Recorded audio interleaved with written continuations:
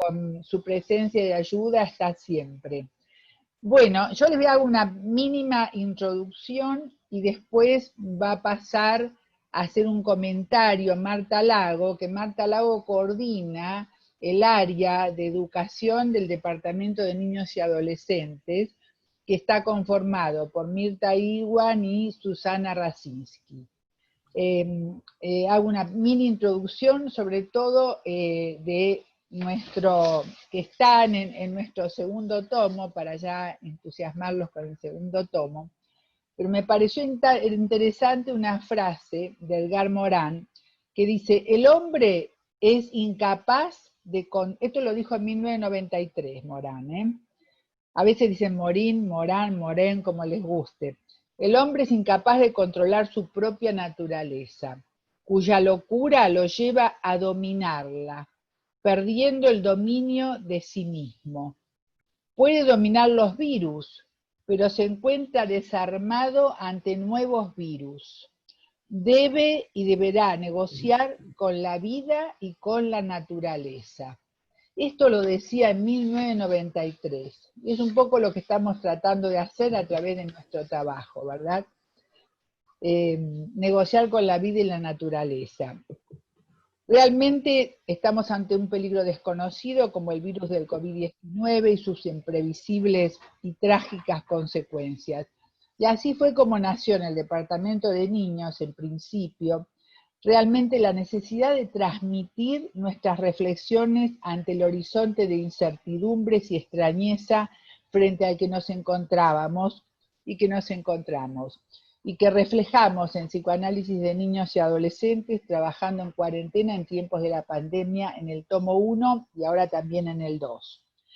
Siguiendo las enseñanzas de nuestros pioneros de APA, consideramos la importancia de trabajar en grupo, no solamente de APA, de la larga tradición de la universidad, las distintas universidades, yo personalmente en la Universidad de Buenos Aires, ¿no? La importancia de trabajar en grupo.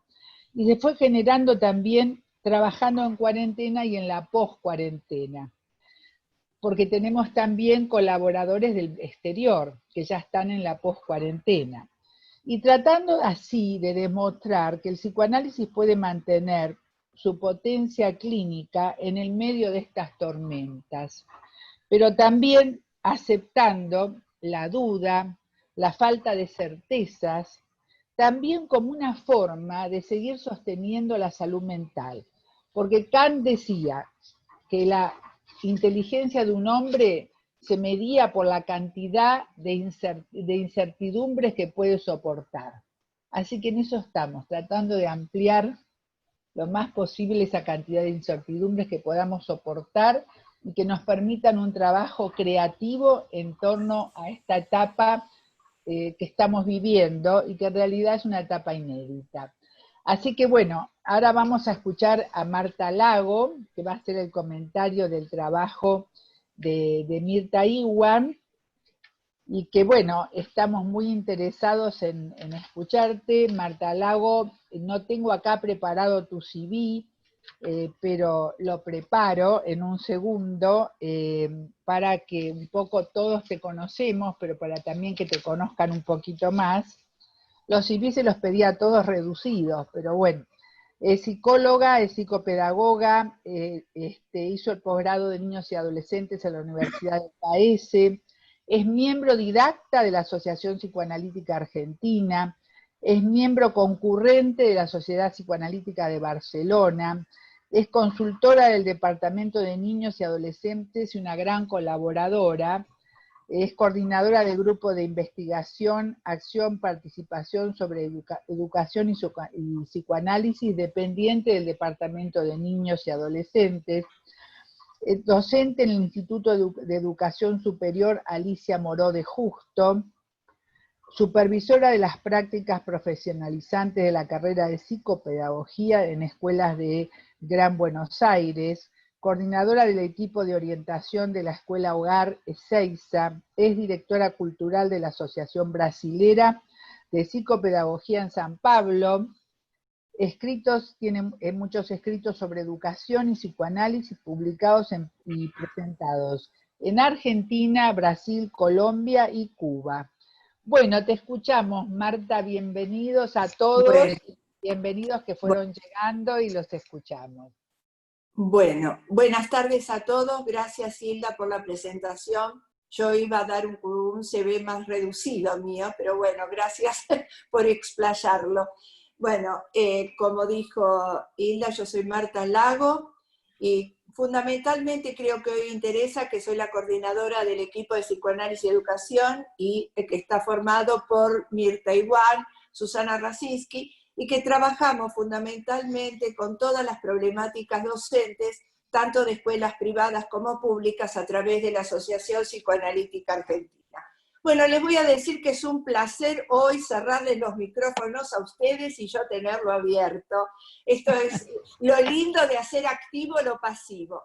Bueno, cuando yo empecé a pensar acerca de la presentación del escrito de Mirta Igual, que está en el tomo 1 del libro que mencionó Hilda, ¿saben? Se me ocurrió un tema, o mejor dicho, un libro, que es Las Mil y Una Noches. Y yo creo que todos ustedes lo conocen, el libro de Las Mil y Una Noches, saben de qué se trata, pero bueno, yo se los voy a decir brevemente. Las Mil y Una Noches es una recopilación de cuentos orientales que se compiló alrededor de la Edad Media en el año 830 y luego se agregó toda la historia de Sherezade en el siglo XIV. Es interesante porque 1000 es un número que marca el trance infinito en los conjuntos matemáticos árabes. Así que bueno, esta historia de Sherezade, donde ella leía los cuentos a la noche para no tener el destino de las otras mujeres que él tenía como esposas una noche y las mataba al día siguiente, ella empezó a relatar cuentos. Eso le permitió a Sherezade sobrevivir. Entonces se me ocurrió o hice una asociación libre con los encuentros, con los escritos, con los libros que construimos en el equipo durante la pandemia. Porque esta construcción, a veces oral y a veces no, permitió también sobrevivir a esta pandemia con cuarentena. Así que bueno, esto es lo que a mí me surgió y me pareció como importante transmitirles a ustedes. Por otro lado, entrando más en el tema de Mirta Igual, sí voy a leer dos frases, una de Deleuze, que es un filósofo francés que ustedes conocen, y luego una frase de Alicia Fernández. ¿Por qué elegí a Alicia Fernández? Porque Alicia Fernández fue psicopedagoga, fue una de las pioneras en la psicopedagogía con la cual yo me formé, y realmente creo que todos sus textos apuntan a una mirada psicopedagógica clínica que fue, digamos, el baluarte de las psicopedagogas en la Argentina. Así que voy a leerles las frases que incluso están como epígrafe de un texto que escribí sobre la producción de subjetividades en la escuela. Si los niños llegasen a hacer oír sus protestas en una escuela, o incluso simplemente sus preguntas, eso bastaría para provocar una explosión en el conjunto del sistema de enseñanza. Esto dice Deleuze. Alicia Fernández dice, tomando a Deleuze, filósofo francés, dice, si las maestras escucharan sus propias protestas o incluso dejaran espacio y valoraran sus propias preguntas, eso bastaría para provocar un estallido en la armadura del sistema educativo. Bueno, yo creo que son dos frases muy interesantes para ilustrar, mejor dicho, la exposición de Mirta Igual. Y este tema que va a trabajar Mirta en este libro muestra un poco el sufrimiento.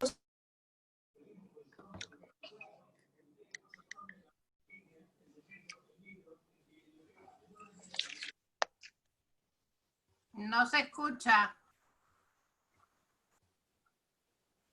Marta, te mutaste. Sí. Marta, te mutaste. Sí, el micrófono. Ah, sí, a ver, ahora sí, ahora sí. Bueno, ahora sí. Entonces, lo que estaba diciendo es que los docentes, a través del escrito de Mirta Igual, en sus, digamos, charlas con ellos, se ha podido desprender el tema del sufrimiento psíquico que están viviendo por enseñar online. Esto es muy novedoso para la escuela primaria y secundaria, no tanto en la universidad, que siempre ya han tenido una introducción al tema. Pero a mí me parece ahí también, y a mí me gusta mucho articular lo que escucho, lo que leo con mi profesión, es pensar en algo que estamos muy acostumbrados hoy, que es el tema de, que ustedes también lo escucharon en todos los mensajes de los doctores, que hablan por la televisión y otros medios, acerca de morir con el coronavirus y morir con coronavirus. A mí me parece que ese cambio de preposición marca una diferencia fundamental, esto lo dicen los mismos infectólogos.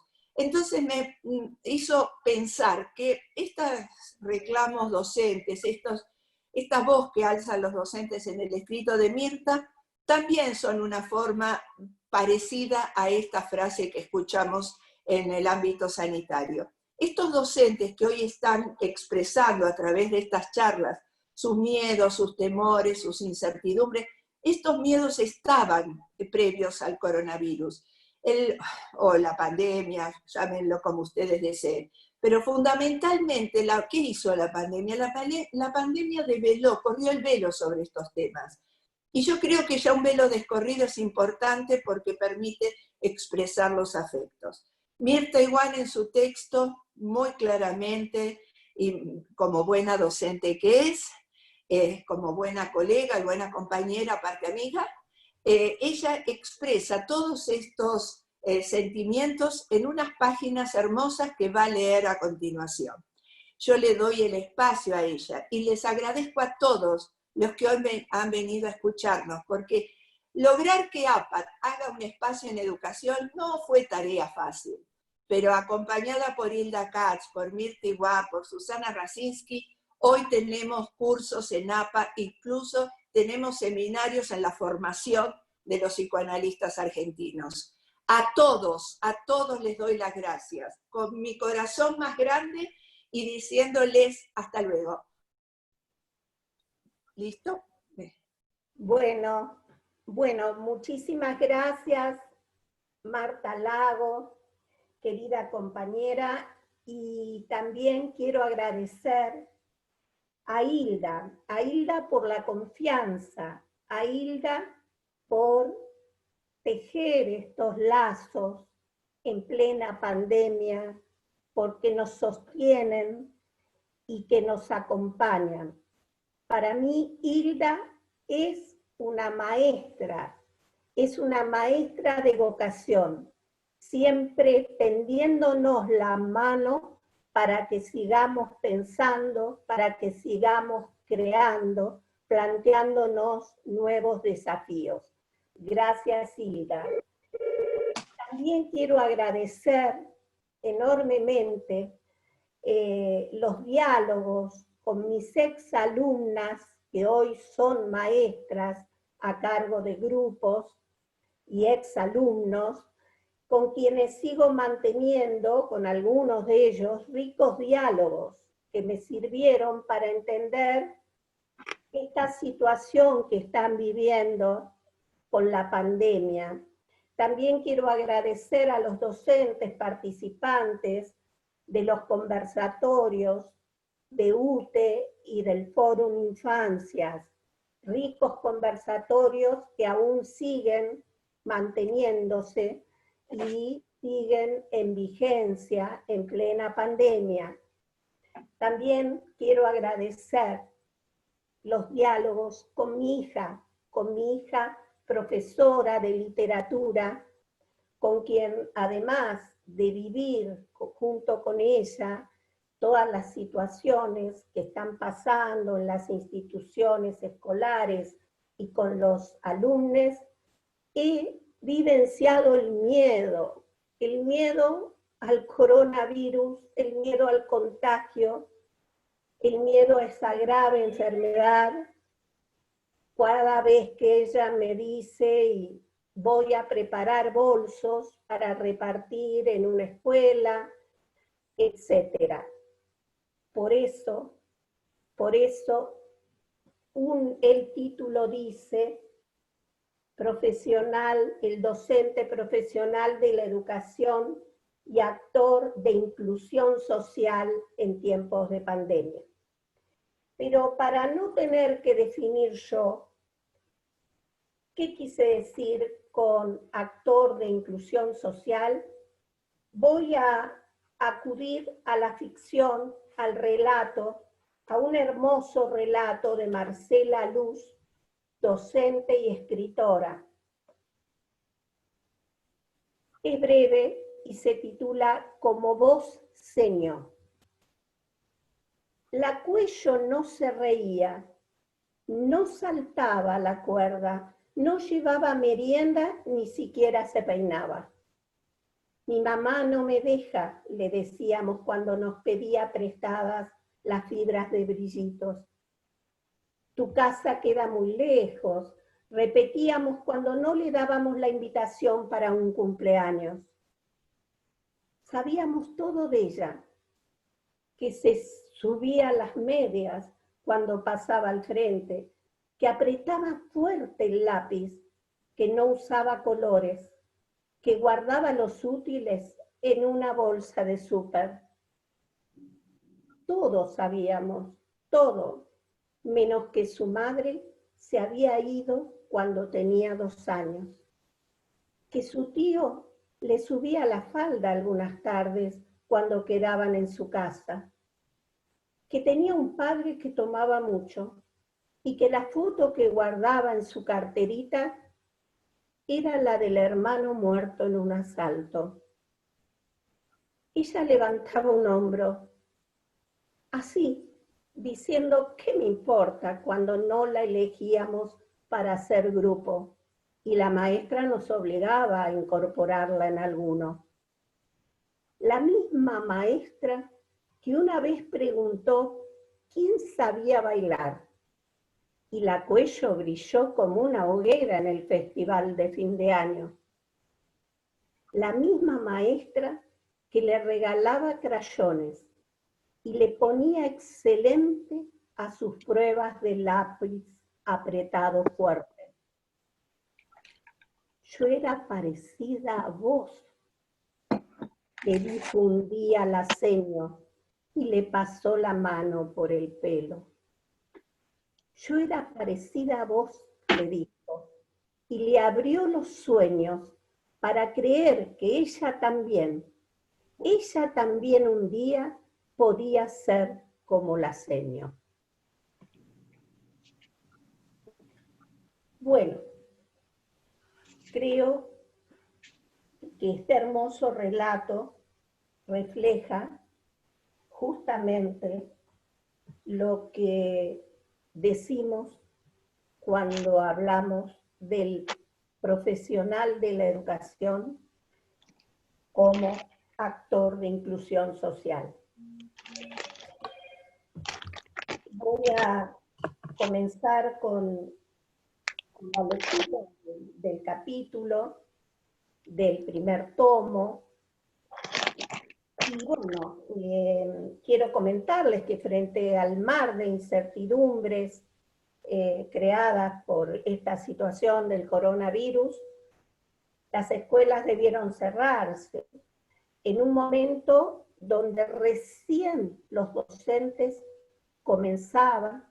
les docentes comenzaban a conocer a sus estudiantes, a sus alumnos, en un momento donde generalmente el docente se dedica a hacer un diagnóstico del grupo para saber cómo están en sus saberes previos, qué dificultades presentan, y conocer a cada uno de los chicos en ese proceso que llamamos de adaptación escolar. Acá estoy. A los pocos días, creo que fue una semana, la escuela se cierra. Ese proceso se vio interrumpido. Y bueno, el sistema de trabajo perdió su tiempo y su espacio habitual. Ya no se cumple el horario el horario de la jornada laboral. El docente puede recibir y enviar tareas escolares durante todo el día, inclusive de noche, inclusive sábados y domingos. Tampoco dispone del espacio de su escuela o aula para desempeñar su función docente. Ha perdido la organización, que es fundamental como soporte de lo pedagógico. Estas situaciones generaron en los educadores muchos grados de tensión, que se expresan actualmente en términos de insatisfacción, ansiedad y malestar. Algunos profesores de escuelas secundarias observan que sus estudiantes no les responden los mails ni les envían las tareas para su corrección, aún en los casos de aquellos que disponen de los medios tecnológicos a su alcance. También ocurre que al no haberse podido construir los vínculos entre el docente y el niño o adolescente, no se posibilita un adecuado sostén emocional y los alumnos se muestran inhibidos para realizar las tareas escolares. Esto es muy común, me contaba una exalumna mía, le está pasando con las niñas de primer grado, que no quieren hacer las tareas, porque obvio, no conocen a su maestra y quieren volver a preescolar. Entonces, no están siendo alfabetizados. Hay muchas dificultades en este sentido con las niñas de primer grado. Esa corriente de retroalimentación en el diálogo que se necesita para construir el vínculo se ha cortado. El docente emite una señal y no recibe devolución por parte de su alumno o alumna. Esto no permite el ida y vuelta, un dar y recibir, con el fin de compartir información, dudas o preocupaciones. Justamente anoche hablaba con una docente que trabaja en una zona carenciada y tiene devoluciones o respuestas de los padres, a lo mejor después de 20 días. ¿Por qué? Porque no tenían datos móviles, no tenían posibilidades de responderle, porque no tenían conectividad. Ese es otro de los problemas. Evidentemente, no es lo mismo el entorno virtual que el entorno del aula, de la escuela, donde se da una coincidencia de lo físico y lo temporal, generándose mayor proximidad entre docente y alumno y facilitándose el diálogo. De esta forma, online, muchos profesores de secundarias, de zonas vulnerables, temen que sus alumnos adolescentes abandonen sus estudios. Al mismo tiempo, también sienten miedo a perder su posicionamiento en el rol docente, miedo a convertirse en meros transmisores de consignas escritas y a ser reemplazados por máquinas. Este miedo también ha surgido. Miedo a no poder satisfacer las exigencias de padres y directivos, a no estar a la altura de las obligaciones de conocimientos tecnológicos. Otra docente también me decía que la directora le pedía que haga determinados videos y que ella nunca había hecho un video. Entonces se sentía muy inútil. Esa era la palabra que ella manifestaba. Este temor justifica por sí solo que nos dediquemos al análisis, el miedo. En conversatorios de docentes online coordinados por profesionales de la salud y la educación, que les comenté, UTForum, los maestres y profesores se permiten contar su sufrimiento, sienten que están a merced de acontecimientos que no pueden controlar, hay un sentimiento de impotencia, los afecta una crisis de identidad y es una de las principales fuentes de malestar.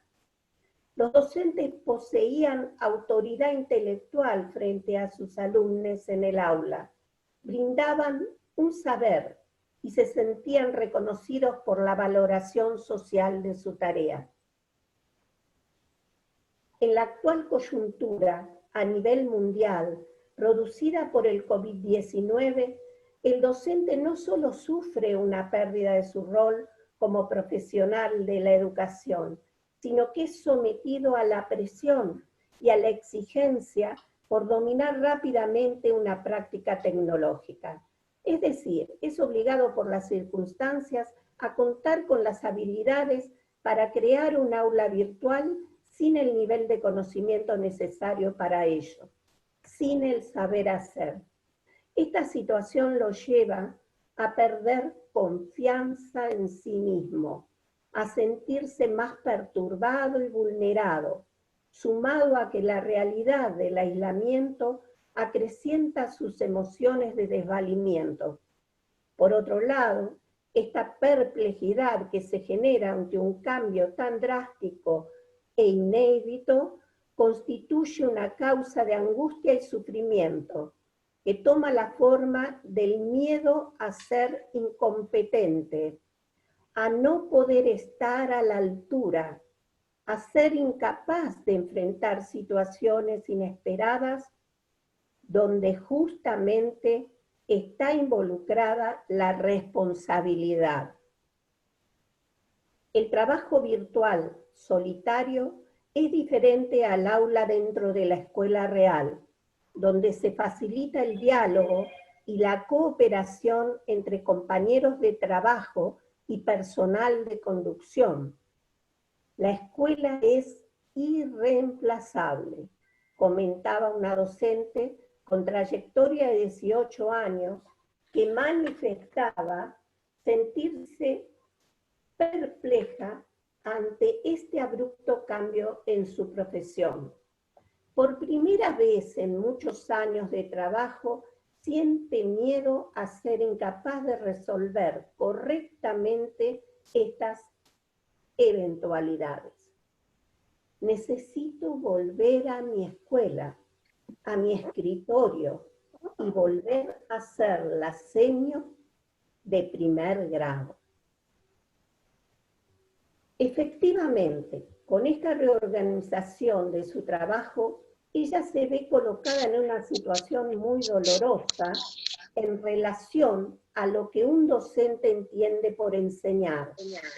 Enseñar no es solo informar, llenar de contenidos el pensamiento, sino subjetivar al otro. Es darle afecto, es humanizarlo, es hacerlo persona.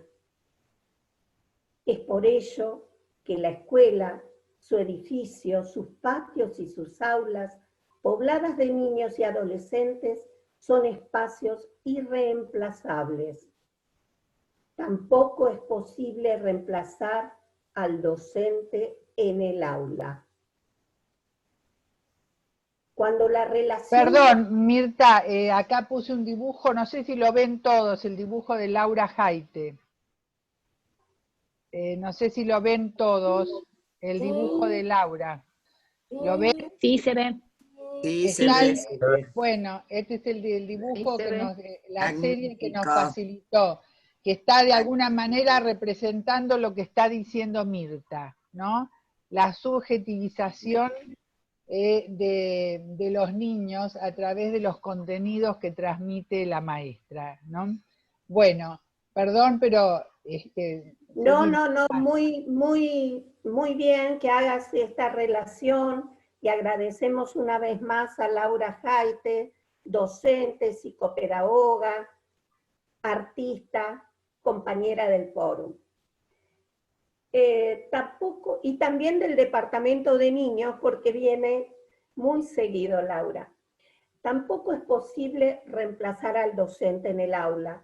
Cuando la relación con la tarea está contaminada por el miedo, como sucede en el caso de la amenaza del coronavirus, se percibe una vivencia subjetiva que trae sufrimiento psíquico. Según Deshurst, Christophe Deshurst, que es un un psicoanalista francés que se ocupa de temas laborales, a quien sigo desde hace muchos años. El trabajo penetra en la subjetividad, en lo más profundo, incluso dentro de nuestras relaciones amorosas, dentro de las relaciones con nuestros hijos. El vínculo psíquico que establecemos con el trabajo afecta el desarrollo psicológico y afectivo de nuestros chicos, y el sufrimiento en el trabajo se traslada a los hijos, y esto está sucediendo por la pandemia en muchos hogares. Las madres docentes, cuyas bases de identidad están siendo puestas en cuestión, se sienten agobiadas frente a la imposibilidad de cumplir con su rol docente, signado por la interacción, el intercambio afectivo, la comunicación directa con las niñas. Una de mis exalumnas me decía por teléfono que ella siente desesperación cuando un chico le pregunta o le dice que no entiende a través de la pantalla, y ella no puede ayudarlo porque no puede acercarse y ver el obstáculo que él no puede atravesar y crearle una pregunta, un desafío para que lo pueda resolver. Entonces, justamente decía, lo que siento es ¿qué sentís? Lo que siento es desesperación. Así se expresaba una docente también de nivel inicial, de sala de 5 preescolar. Mi rol está desdibujado, me siento en una nube, no sé ni a dónde vamos. Es todo tan confuso. Por internet yo mando actividades, juegos matemáticos, pero ¿de qué sirve? Si no puedo observar directamente a los niños. Ustedes saben que uno de los quehaceres del docente es la observación directa. Es fundamental para poder saber dónde estamos parados frente al niño, ¿verdad? Entonces, ella expresaba, ¿de qué me sirve si no puedo observar directamente a los niños? Tampoco puedo hacer las intervenciones propias de una docente. No puedo ver cómo el niño lo intenta resolver. No puedo repreguntar.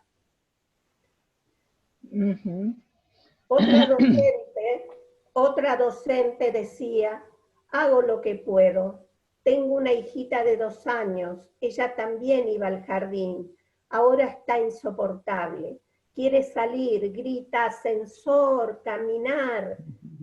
Cuando ve que enciendo la compu para trabajar, empieza los gritos. No, no, no. Estoy preocupada. Hace días que está muy selectiva con la comida. Rechaza casi todo. Pese a que las madres docentes traten de ocultar su malestar y su desestabilización, tarde o temprano los hijos lo manifiestan con sus perturbaciones de conducta. Por otra parte, se observa también en algunos docentes un bloqueo afectivo, como defensa ante la ansiedad y sufrimiento que la pandemia genera. Ellos se refugian en su trabajo y se exceden en cantidad de tareas escolares que programan y reprograman para sus alumnos. Dan tarea y olvidan la importancia de un trabajo reflexivo para analizar la situación junto con las familias implicadas, que también viven con angustias silenciadas, porque están en presencia de sus hijos las 24 horas de la jornada y no pueden siquiera hablar de lo que realmente les está pasando. Sumado esto al hecho de no poder salir debido al aislamiento, y aparecen también sentimientos de desamparo. Entonces, ante este panorama nos permitimos una pregunta que yo recuerdo haber hecho cuando fue la Guerra de Malvinas. Recién recibida, estábamos viviendo situaciones, estaba yo viviendo en Mendoza, de mucha tensión y muchos temores, y nos pedían, obviamente, que contuviéramos a los niños y las familias. Y ya ahí en ese entonces nos preguntábamos, ¿y quién asiste al que asiste? Pensando en los oficios del lazo, que son nuestros oficios, que ponen en juego la capacidad de hacer holding, podríamos preguntarnos, ¿quién sostiene al que sostiene? ¿Acaso no deberíamos dirigirnos a los docentes como personas que están atravesando una situación crítica de pandemia para que puedan elaborar el alto monto de ansiedad generada por el cambio en su posicionamiento del rol docente y el impacto recibido en sus propias vidas?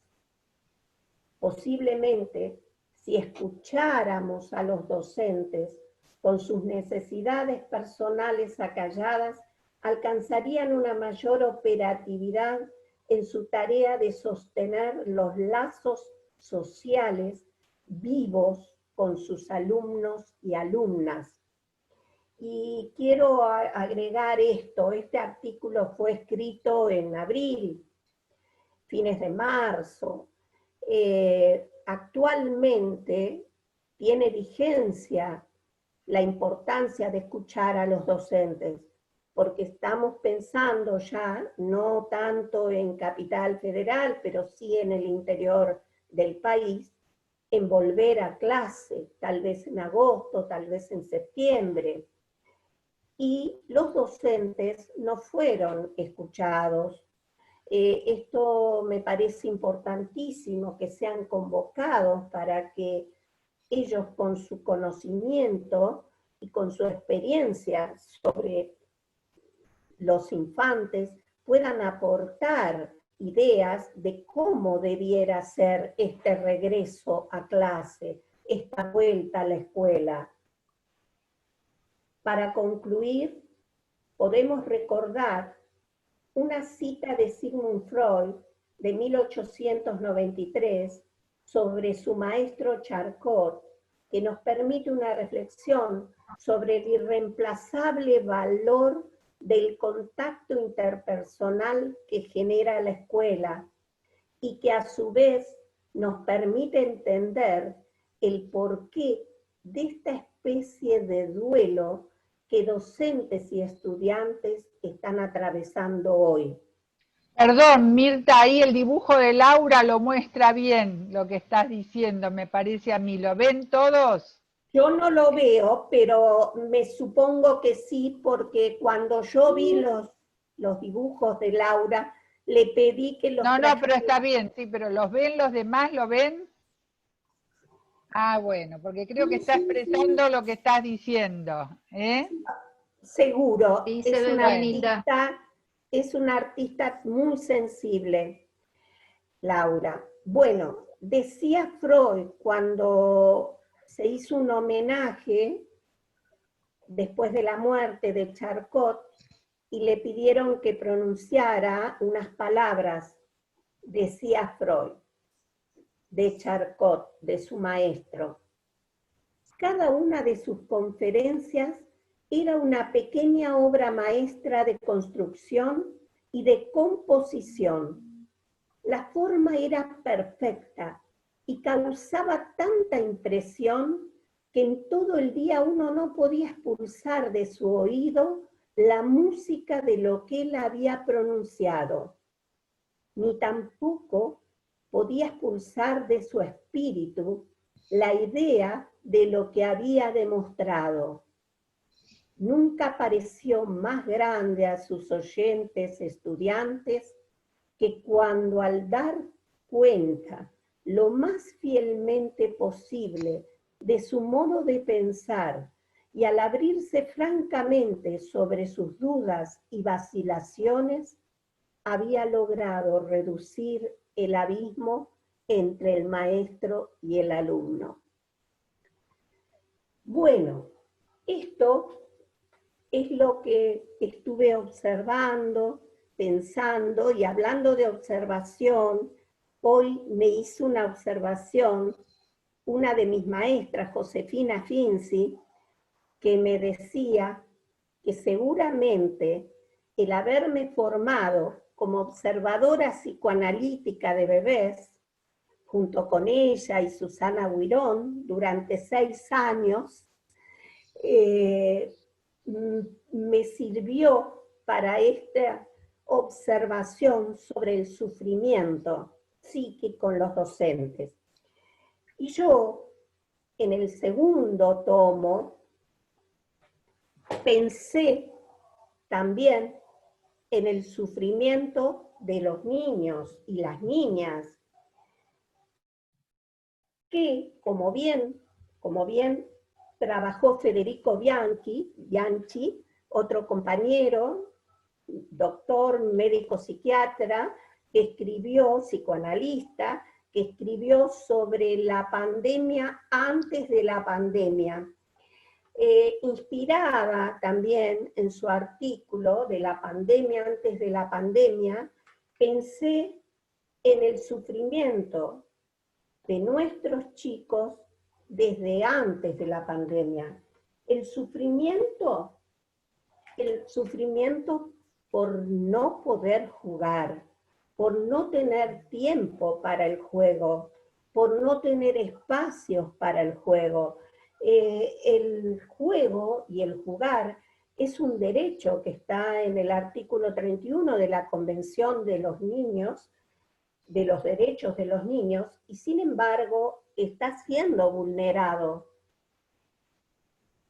El mundo, me pregunto en este otro artículo sobre el derecho al juego, en el segundo tomo.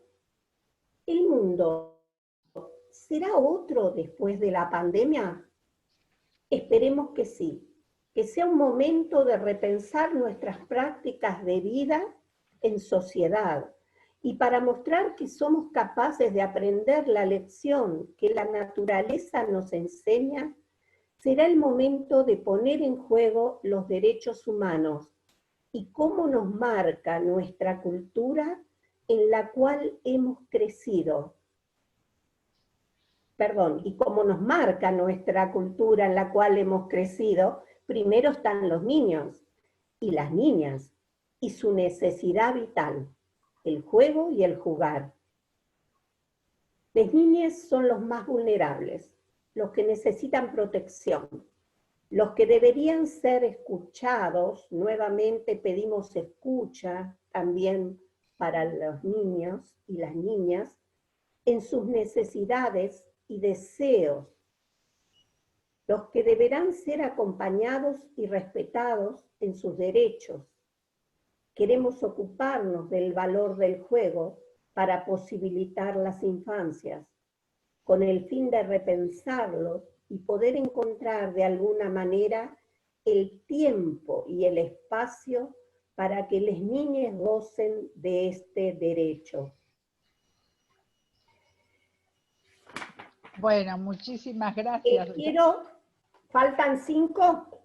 No, ya, sí, andá. Bueno, 3. déjame que diga algo muy importante, que quiero decir, algo muy importante. La corro un poquito. Que tiene que ver, me parece muy importante decirlo, acá en el Departamento de Niños de APA.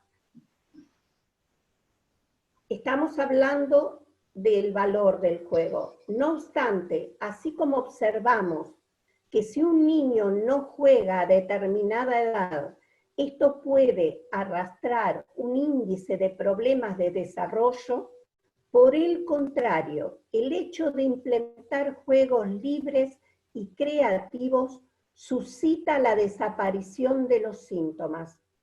Inclusive puede producir una modificación en la conducta del niño, permitiéndole una mayor comunicación con el mundo que lo rodea. De allí podemos decir, como bien afirma Winnicott, que el juego de los niños es autocurativo. Asimismo, Freud sostuvo que un niño juega no solo para repetir situaciones placenteras, sino también para elaborar las que le resultaron dolorosas o traumáticas. Esto me parece muy importante porque estamos pensando en el regreso a clase.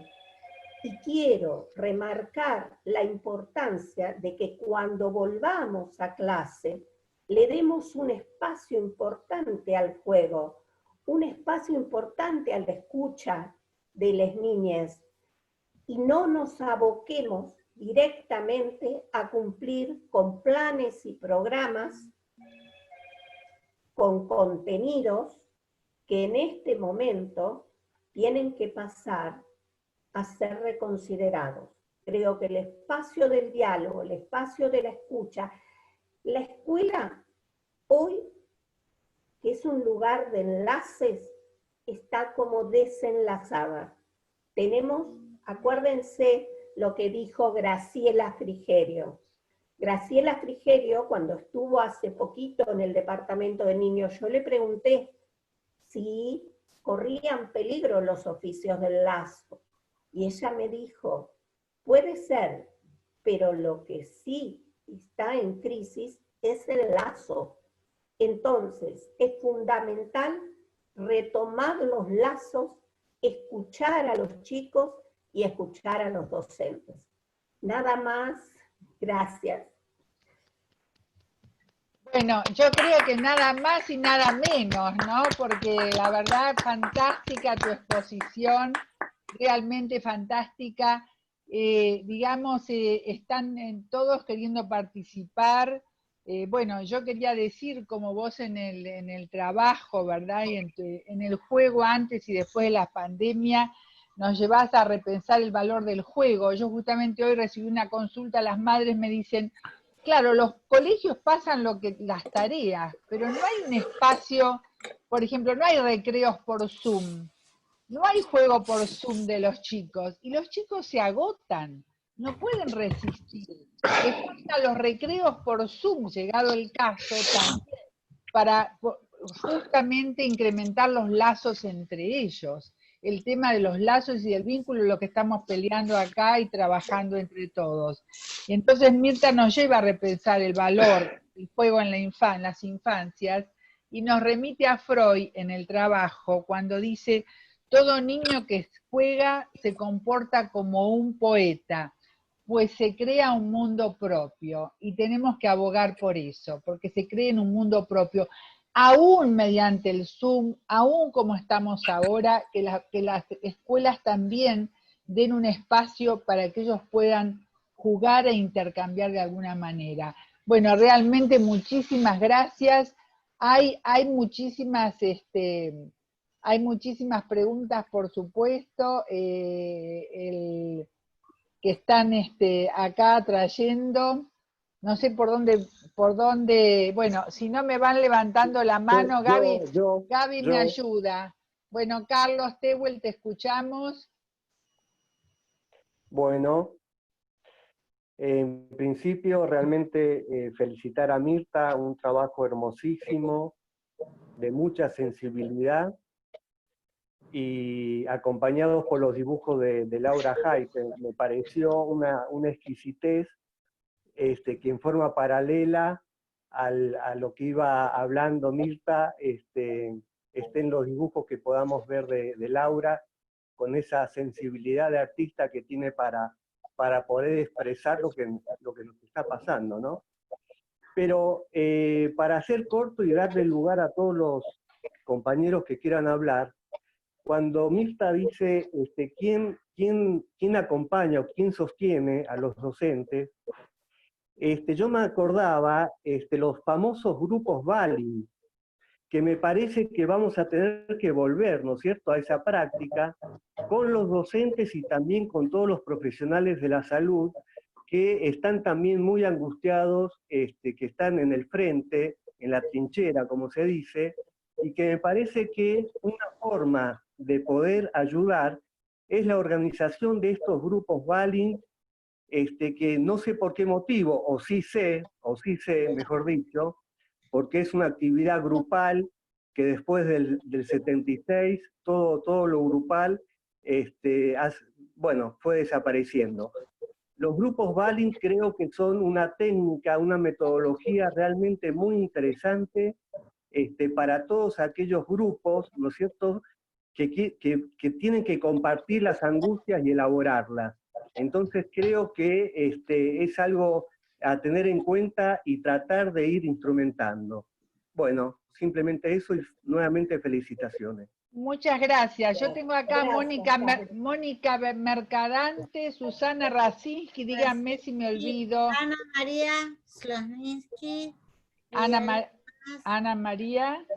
Y después tengo acá, a ver, a Karin Gabriel, puede ser que está por ahí. Sí, está Karin, sí. Ustedes piensen que tenemos un público muy lindo de Perú, Honduras, España, Estados Unidos, Uruguay, y también de la Argentina, la provincia de Mendoza, de Córdoba. Hay muchas felicitaciones, sobre todo por revalorizar el juego de los niños. Te escuchamos, Susana Racinski. Bueno, gracias Mirta. ¿Se escucha? ¿Se escucha? Sí, sí, sí. Gracias Mirta. Y bueno, los que somos docentes, además de ser psicoanalistas y psicopedagogos, realmente me parece muy importante que se los escuche a los docentes como a los alumnos. Porque una de las cosas que yo planteé recién en una pregunta, ¿cuáles van a ser los efectos en el proceso de enseñanza-aprendizaje? Porque cuando hay una experiencia displacentera, lo que se provoca es lo contrario.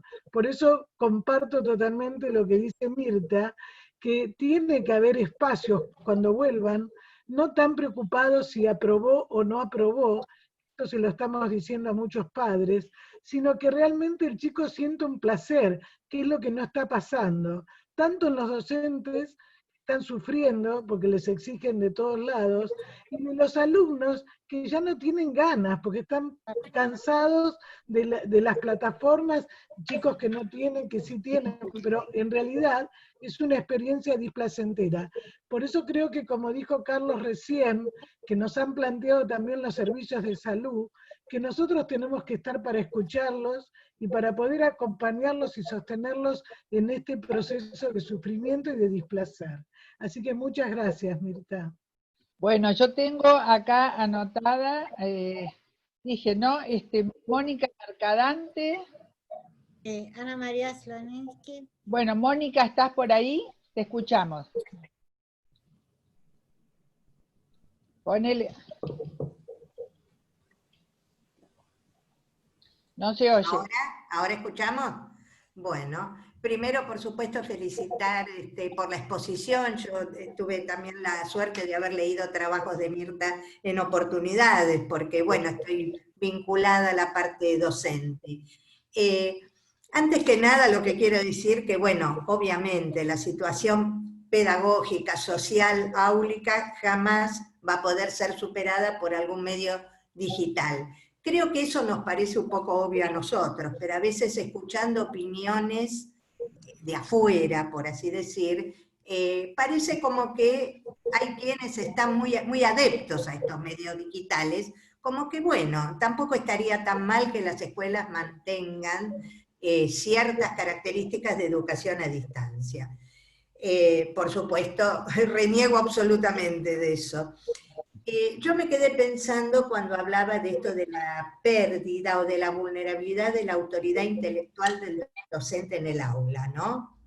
Que ahora lo sufre como una pérdida en su rol, y veo que eso, por digamos lo que vengo interactuando con docentes, sobre todo en educación técnica de la ciudad, que bueno, quizás ahí hay chicos con niveles que manejan muy bien todas las herramientas informáticas, Y ahí esa vulnerabilidad se siente mucho más avasallante, por decirlo de alguna manera.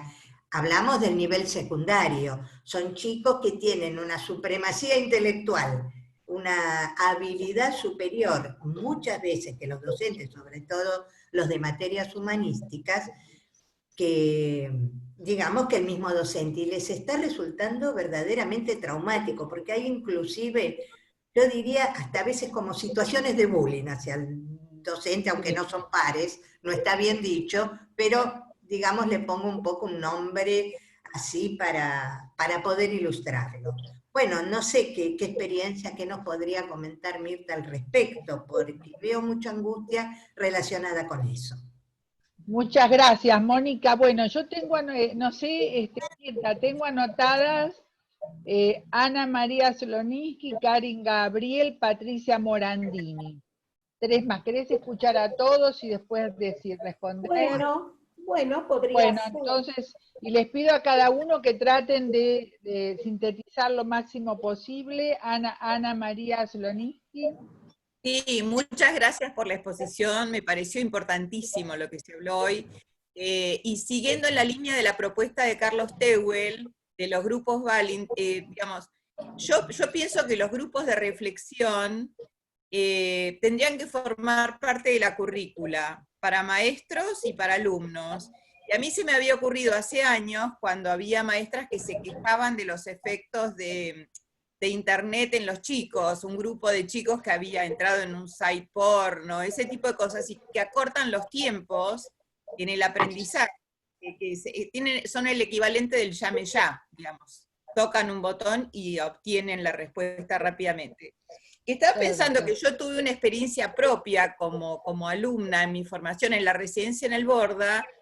Teníamos un grupo de reflexión porque el contacto directo con la psicosis era fuertísimo, y fue de un enorme aprendizaje, y fue un espacio de contención enorme. Y yo pienso que los grupos de reflexión en las escuelas hasta tendrían que formar parte de la currícula escolar, con horario. Tal día, grupo de reflexión de maestros, tal día, grupo de reflexión de alumnos, porque recomponer la conexión y el lazo es trabajo, y ocupa tiempo y espacio. Y muchas gracias por la presentación. Gracias. Muchas gracias, Ana María. Tengo ahora a Karin Gabriel.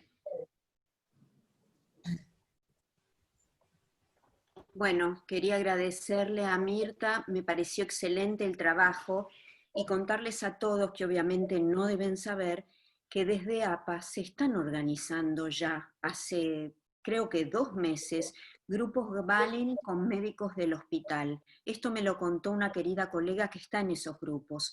O sea que desde APA ya se está haciendo un trabajo en algunos sectores con médicos que están en la línea del fuego en el hospital. Y eso es un muy buen augurio. Nada más. Muchas gracias, Karin. Y Patricia Morandini, que ya está en la post-cuarentena porque está en Madrid, nos quiere decir algo también. Sí, muchas gracias, Mirta. Me encanta tu trabajo, como has planteado la soledad del docente. A mí me gusta ser muy revolucionaria y preguntaría si esto es una escuela, lo que está planteado en estos momentos, ¿no? Me parece más que es una instrucción, porque cuando se saca lo social, se saca lo relacional, y la simetría, digamos, se desdibuja del docente. Yo soy docente también, ¿no? Docente en varias, desde lo infantil hasta la universidad. Entonces, cuando se desdibuja eso, se perdió el aprendizaje. Es una instrucción, dar material para que un niño complete y devuelva. Eso por un lado, ¿no? Entonces tenemos que pensar si esto es una escuela. Por otro lado, podemos pensar cómo recibir, ¿no?, a un grupo docente. Nosotros en prevención, ¿no?, en el grupo que estamos congestionando, ¿no?, con Alicia Montserrat, venimos llevando 2 años, ¿no?, la prevención a las escuelas, que también lo está haciendo la parte de IPA of the Coach, ¿no?, mostrando cómo el clínico, ¿no?, se acerca a la escuela para mentalizar en grupos, para reflexionar en grupos operativos, tanto a los docentes y a los directivos, como a los alumnos en tutoría. Y esto es fundamental, el abordaje, porque si no nos quedamos, ¿no?, en, como yo digo, una red descabezada. O sea, que no hay ni cabeza en la educación, no hay ni consejero educativo, no hay director educativo, no hay coordinador, y los pobres docentes solos, dando manotazos de ahogados, y lo que lo sufren son los niños y toda la sociedad, porque sufre toda la sociedad, aparte de los niños. Entonces yo creo que tiene que haber una revolución en esto de que nosotros como psicoanalistas nos tenemos que meter desde lo clínico para traer esas herramientas que tenemos, y poderlas utilizar en el ámbito educativo, mentalizar en grupos operativos a los profesores que piensen y que sientan, que deseen, que con sus intenciones, qué intenciones tienen de la educación. Hay que hacer, yo creo, una reflexión bastante profunda, porque la educación como hoy va mal. Muchas gracias, Patricia. Bueno, ahora... Si hay lugar... Si hay lugar... Hoy primero Alicia Sapu y a ver alguien más. Mariel va a saber, y además, a ver quién más. Estas 3 personas por ahora veo. Alicia Sapu, Mariel. Alicia y Mariel. ¿Querés que responda? Adriana. Quiere responder Mirta. Respondo estas 3, creo, comentarios, preguntas. El primero, creo que hablaba del bullying al docente, que el docente estaba angustiado porque sus propios alumnos de técnica lo superaban en sus conocimientos. Sí, he escuchado en docentes de secundaria, de escuela de enseñanza media, que no puedo decir si es bullying, pero sí que los alumnos de pronto desaparecían de la pantalla, es decir, hacían este tipo de cuestiones que, bueno, también nosotros podemos llegar a entender a los chicos y su situación, obviamente, y que les generaban a los profesores mucha angustia. Creo que lo trabajo en el capítulo, que de ahí aparece justamente el sentir que no pueden cumplir con una responsabilidad, el no saber hacer. El no saber hacer, estar en un puesto de trabajo y no saber hacer, lo trabaja muy bien justamente Christophe Schulz. En todos los trabajadores que son puestos en lugares donde no saben hacer, tienen un gran sufrimiento psíquico que por supuesto después repercute en sus cuerpos. Entonces, estamos de acuerdo. Con respecto al tema de los grupos de reflexión, que deben ser parte de la currícula, estoy totalmente de acuerdo. Nosotros también, quiero decir, que desde APA, y ahí le estoy respondiendo a Patricia Morandini Roth, justamente gracias a este espacio que nos ofreció y nos invitó a trabajar en él Hilda Katz, y sí, empezamos a hacer grupos con docentes de todos los niveles. Sí. Trabajábamos conjuntamente, los escuchábamos en sus problemáticas y también trabajábamos junto con ellos en la creación de estrategias de resolución. Y luego, a la semana siguiente, volvían, habiendo llevado a la acción estas propuestas y evaluándolas en el grupo. O sea que es un trabajo muy rico que también, así como APA me dijeron que está trabajando con médicos, nosotros, desde el grupo de psicoanálisis y educación de APA, lo trabajamos con docentes.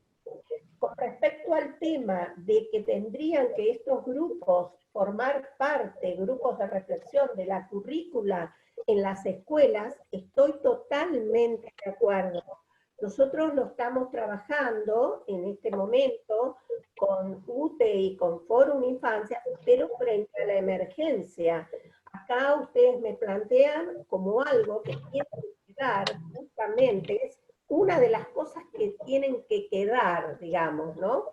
Para ser implementadas. Estoy de acuerdo. Y justamente hay algo, voy a aprovechar, con respecto al juego, lo que yo pensé es que también tendría que haber en las instituciones escolares profesores de recreación y tiempo libre, porque ahora cuando los chicos vuelvan, van a volver con sus miedos y por supuesto también va a ser muy difícil la adaptación a no poder acercarse al compañero, a no poder acercarse al amigo, al par.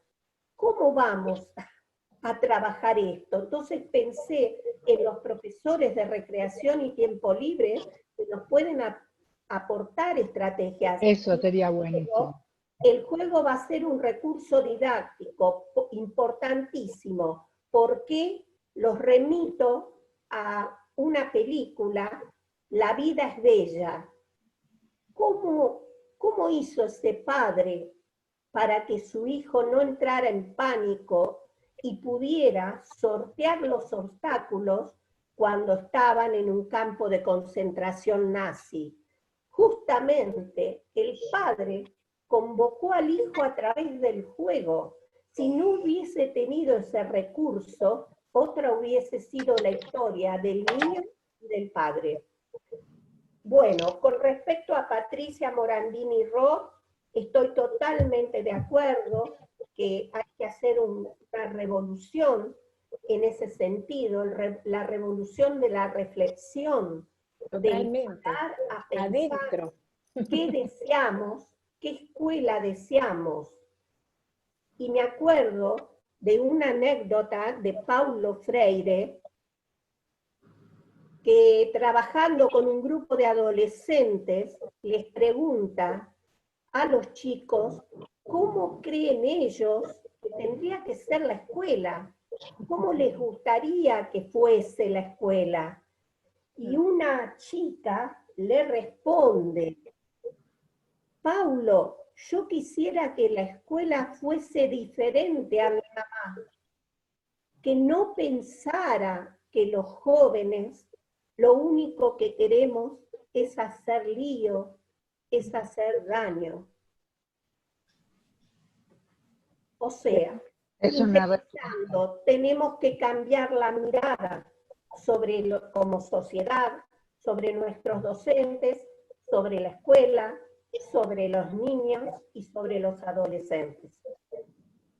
Bueno, muchas gracias, Mirta. Bueno, tengo acá, les digo una listita y no tenemos unos 10 minutos y tengo anotados, decime, Gaby, si me olvido de alguien. Yo tengo a Alicia Sapu, Mariel Basabé, Adriana Meca y Catalina Martino. No sé si me olvidé de... Jorge Godoy. Jorge Godoy iba primero antes de Alicia, sí, iba ¿no? primero, Sí. y también se agregó María Cecilia Rodríguez.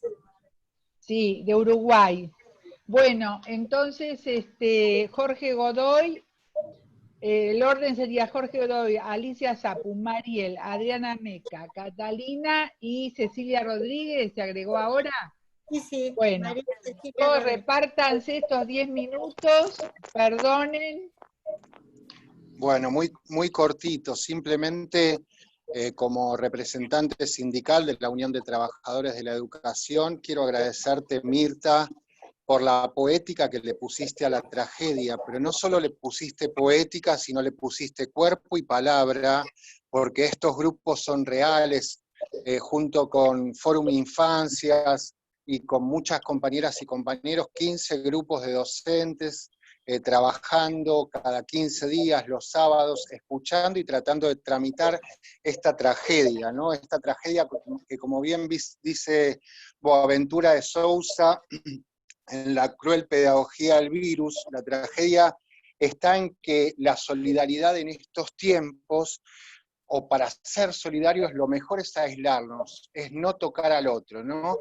Y yo quiero cambiar una conceptualización que se instala, ¿no? Este aislamiento que estamos vivenciando no es un aislamiento social, no es un aspo, es un aislamiento netamente corporal. Y la escuela sigue sosteniendo lazo, sigue sosteniendo vínculo, sigue sosteniendo sociabilización, porque creo, como representante sindical, como maestro de los sures de la ciudad de Buenos Aires, creo que hoy lo que priorizó la escuela justamente es el vínculo y el lazo. Y hacer una aclaración, porque había una compañera que decía el tema de la virtualidad que viene para quedarse. Es claro que viene para quedarse. El neoliberalismo quiere instalar la virtualidad por sobre la presencialidad. Nosotros tuvimos tal vez la mirada puesta en eso y hemos logrado cambiar el artículo 109 de la Ley Nacional de Educación, en donde la educación a distancia quedó solo para mayores de 18 años y en los casos de emergencia para inicial, primaria y secundaria. Esa aclaración y nuevamente un agradecimiento muy fuerte a Mirta y a todos y todas ustedes que, bueno, nada, alojaron. Gracias. Muchas gracias. Alicia, te escuchamos. Bueno, Mirta, la verdad que tu trabajo se nos metió en la piel, porque no solamente las palabras fueron claras, sino que nos tocaron el corazón. Los dibujos, por supuesto que también.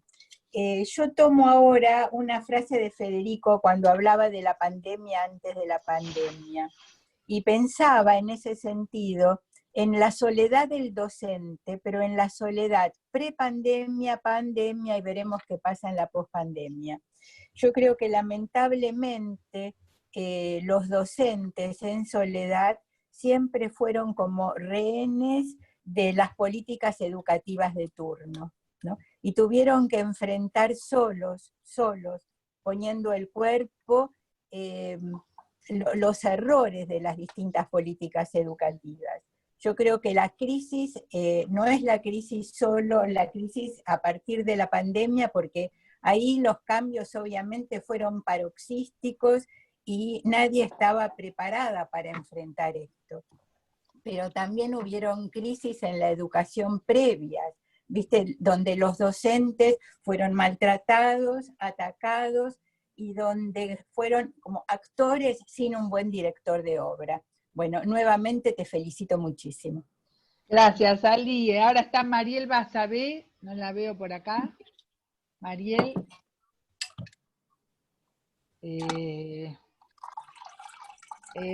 Mariel, ¿está Mariel? Tengo Mariel. Acá estoy. Dale. Acá estoy. Bueno, la verdad que me encantó el trabajo, es una hermosura y tengo tantas cosas para decir y sé que hay poco tiempo, pero,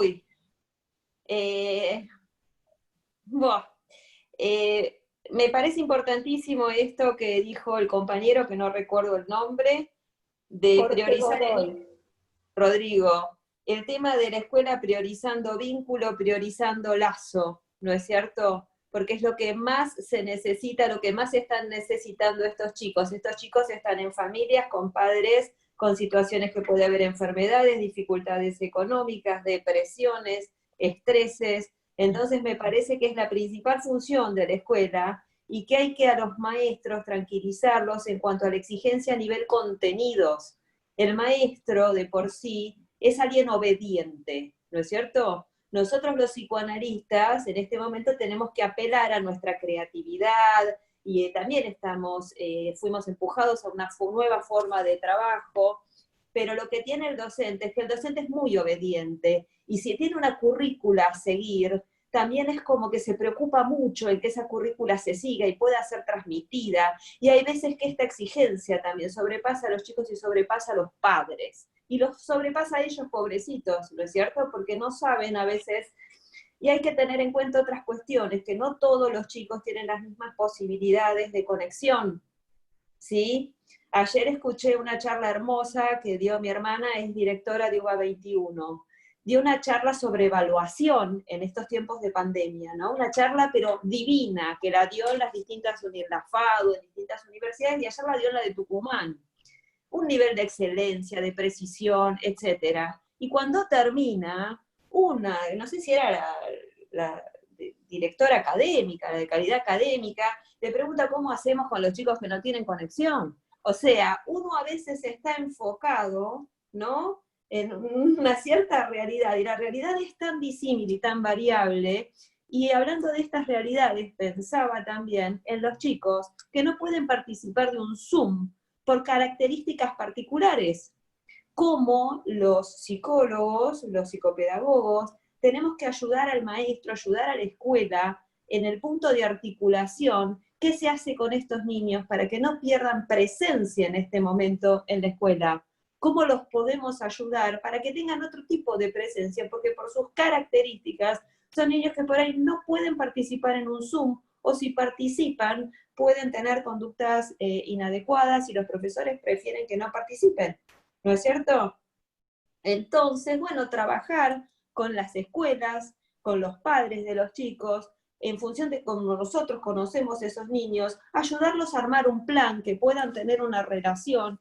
No sé, un ejemplo, un pacientito que ahora está con un taller de carpintería y está trabajando bárbaro, entonces conversando con la escuela cómo les pueden adaptar los contenidos de matemáticas, de geometría, y armar una relación con él para que él les cuente las medidas que tienen ciertas macetas que está haciendo, o la historia, la biografía de un personaje importante de un deporte que le interesa.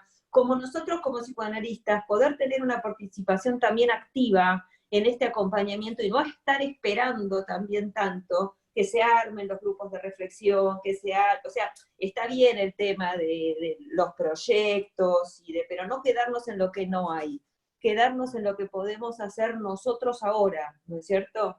Y algo muy importante que pensé y repensé a partir de lo del Mariel, anda cortando, sí. ¡Ay!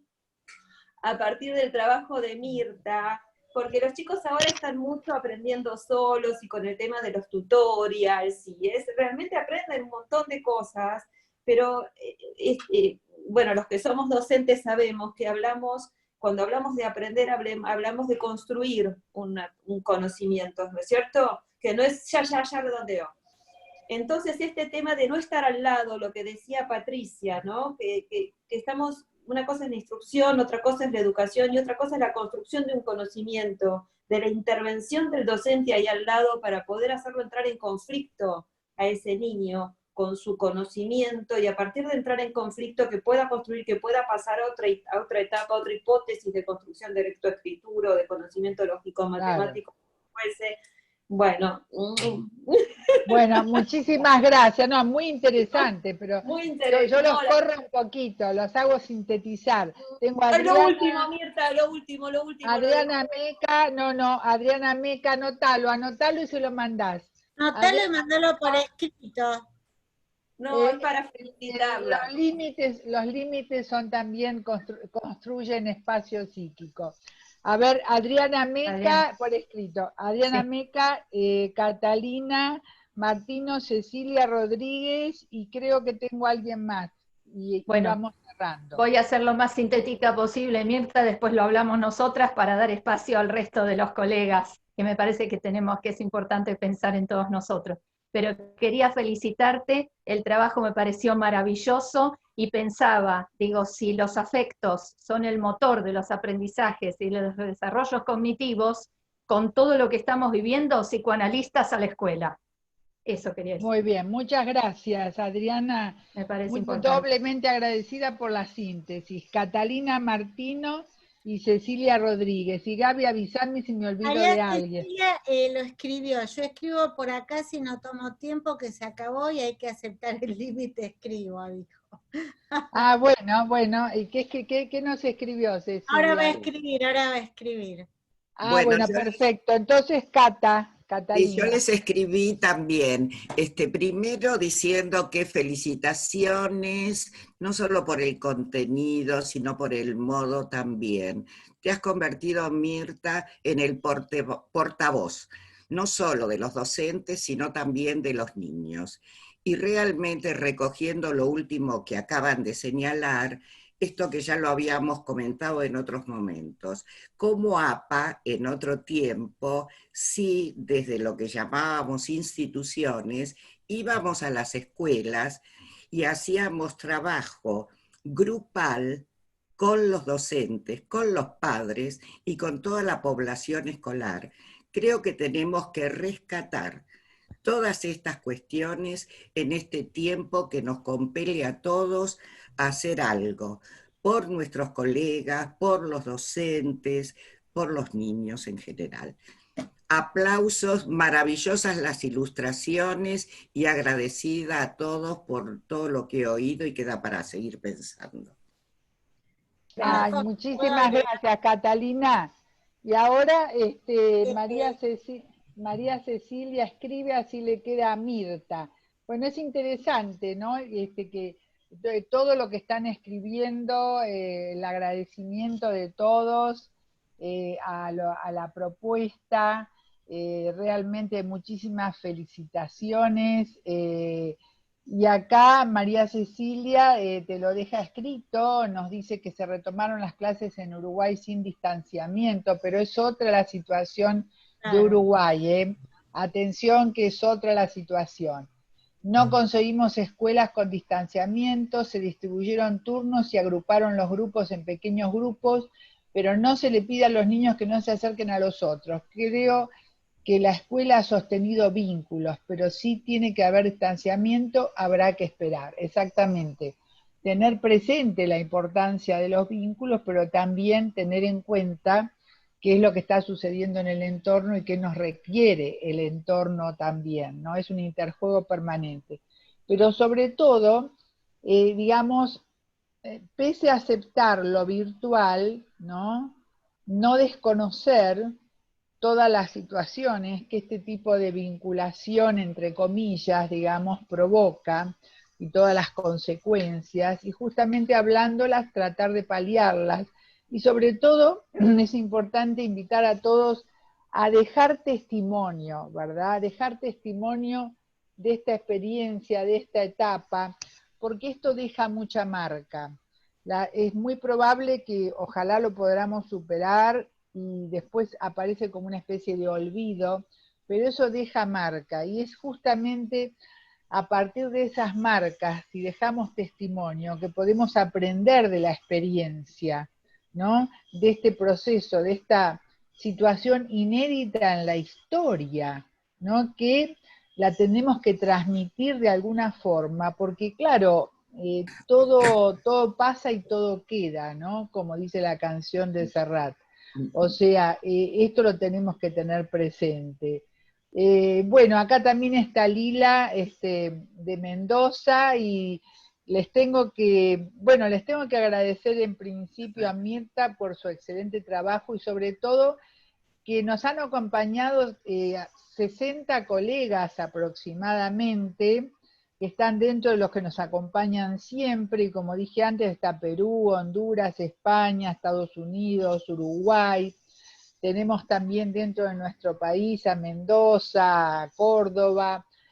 Seguramente me olvido de alguien, pero realmente creo que entre todos estamos de alguna manera sosteniendo el oficio del lazo, como propone Graciela Frigerio, ¿no? Y creo que en eso tenemos que seguir trabajando. No es fácil, es un esfuerzo grande, es un esfuerzo de todos, pero digamos, creo que entre todos nos podemos apoyar para lograrlo.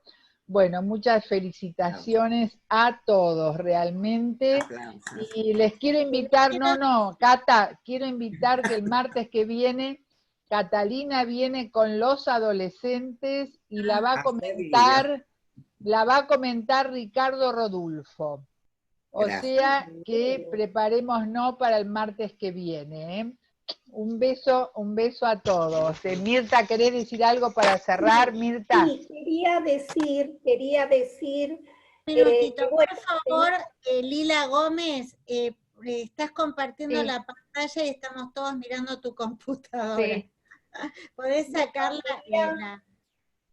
Quería decir, agradecer las palabras de Cata, de Adriana, de todos los compañeros y compañeras del espacio del Departamento de Niños, de quienes también me nutro todas las semanas. Así que estoy muy agradecida a ese espacio del departamento y al lugar justamente que se le dio a pensar la educación dentro del departamento de niños y con los aportes del psicoanálisis.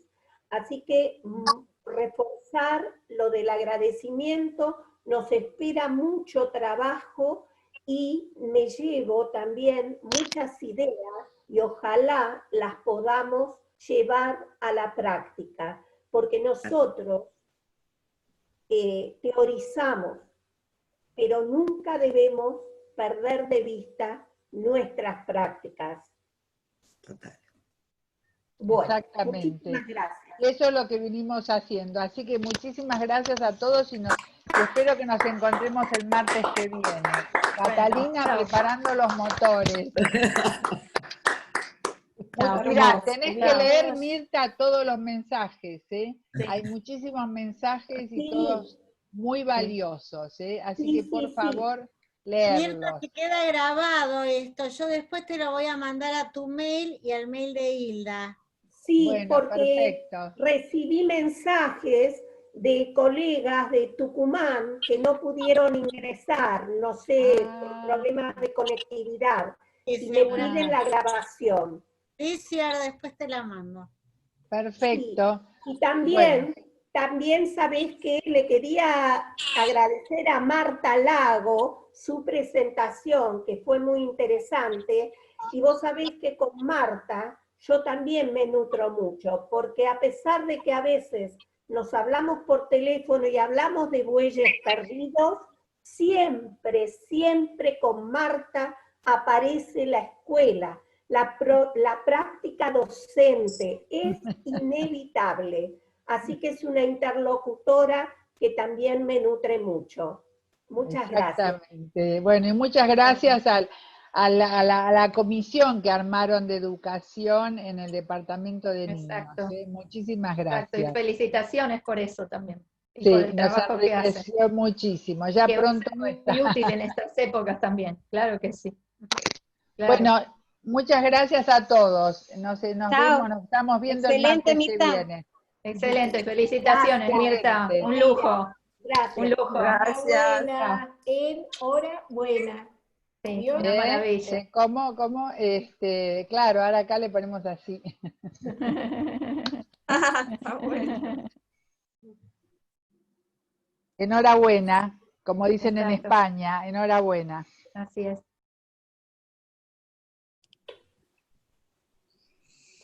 Chao a todos.